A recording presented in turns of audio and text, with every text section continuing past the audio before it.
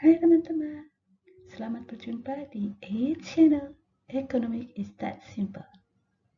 Kita lihat pos-pos di dalam neraca pembayaran yuk.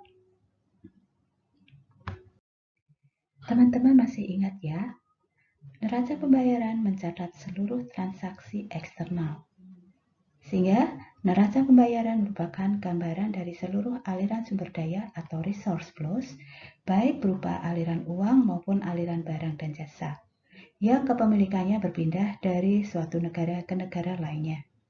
Perpindahan kepemilikan tersebut dapat terjadi karena pertukaran atau exchange atau tanpa pertukaran unrequited transfer seperti hibah dan remitensi. Keseluruhan transaksi tersebut selanjutnya dikelompokkan menjadi dua.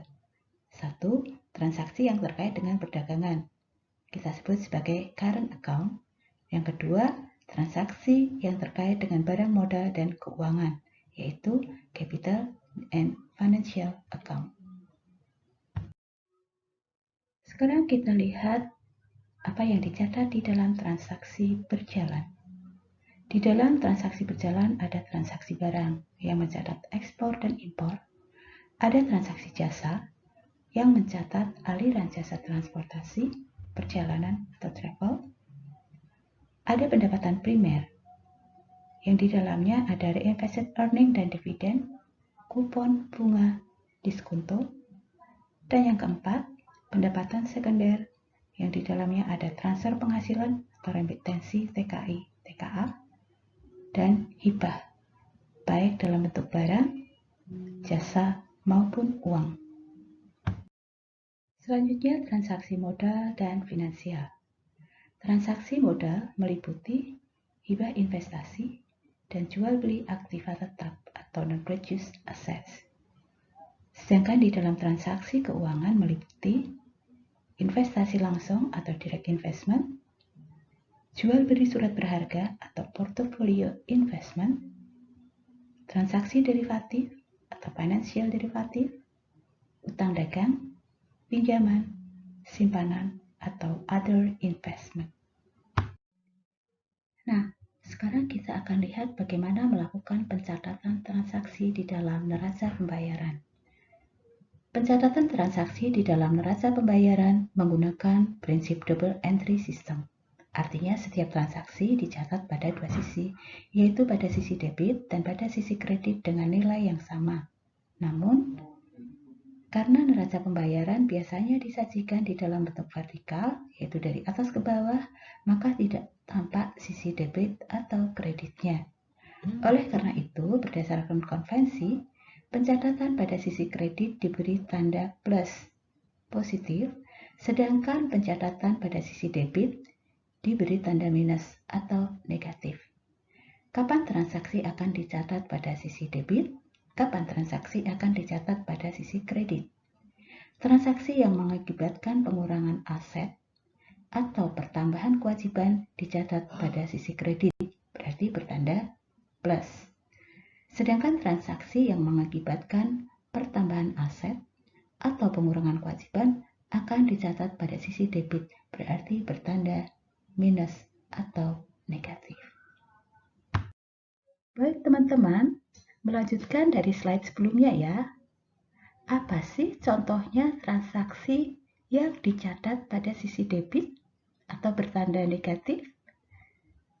Apa pula contohnya transaksi yang dicatat pada sisi kredit atau bertanda positif?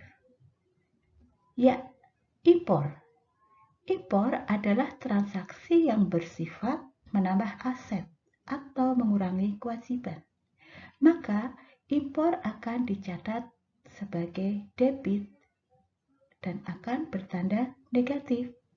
Sebaliknya, ekspor. Ekspor adalah jenis transaksi yang menyebabkan berkurangnya aset atau menambah kewajiban. Maka ekspor dicatat pada sisi kredit atau bertanda positif. Secara keseluruhan, neraca bisa mengalami surplus, bisa juga defisit. Surplusnya neraca pembayaran akan bertanda positif. Sedangkan kalau neraca pembayaran mengalami defisit, maka akan bertanda negatif. Mengenai cadangan devisa nih, jika terjadi penambahan cadangan devisa, maka akan dicatat pada sisi debit atau bertanda negatif. Sedangkan pengurangan devisa akan bertanda positif atau dicatat pada sisi kredit.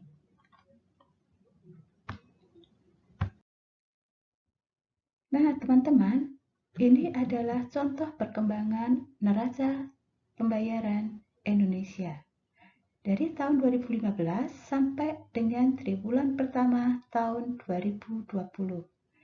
Bisa kita lihat ya, untuk transaksi berjalan atau current account tahun 2015, 16, 17, 18, 19 sampai dengan triwulan pertama 2020 tercatat negatif.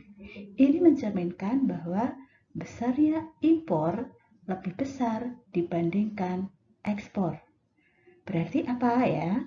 Berarti ada penambahan aset di dalam perekonomian kita, tetapi kewajibannya berkurang. Kemudian kita lihat pada transaksi cadangan devisa. Masih ingat ya? Untuk cadangan devisa, jika terjadi penambahan, maka akan bertanda negatif dan pengurangan cadangan devisa akan bertanda positif. Maka bisa kita lihat di sini pada tahun 2015 tandanya positif, berarti ada pengurangan devisa. Tahun 2016 bertanda negatif, artinya tahun 2016 ada penambahan devisa. Begitu seterusnya. Bagaimana dengan posisi cadangan? Nah, kita lihat bahwa cadangan Indonesia itu ada kecenderungan naik ya.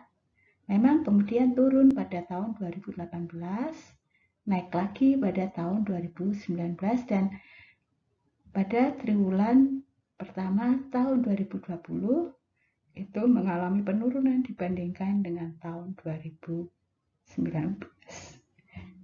Demikian teman-teman. Thank you. See you next. Jangan lupa like dan subscribe-nya ya.